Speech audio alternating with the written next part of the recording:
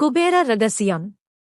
குபேரன் அருளைப் பெற எந்தளவுக்கு உணவையும் தானியத்தையும் மனிதர்கள், விலங்குகள், பறவைகள் என எல்லா உயிர்களுக்கும் கொடுக்கிறீர்களோ, அவர்கள் வாய் வழியாக சென்று வயிறு நிறைகிறதோ, அந்த அளவை பொறுத்தே நீங்கள் மிகப்பெரிய கோடீஸ்வரராக மாறுவீர்கள். உதாரணமாக நீங்கள் தினசரி 30 ரூபாய் உணவை ஏதோ ஒரு விலங்குக்கு அளிக்கிறீர்கள் வைத்துக் கொள்வோம். செய்து கொண்டு இருக்கும்போது ஏதாவது ஒரு நாள் பணம் இல்லாமல் நிற்கும்போது அந்த குறிப்பிட்ட பணத்தையோ தானியத்தையோ இந்த பிரபஞ்சம் யார் மூலமாகவாவது உங்களுக்கு கொடுத்துவிடும்.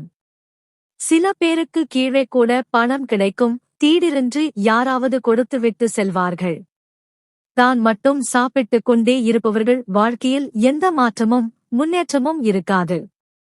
அதே நிலையில் கடைசி வரை இருப்பார்கள்.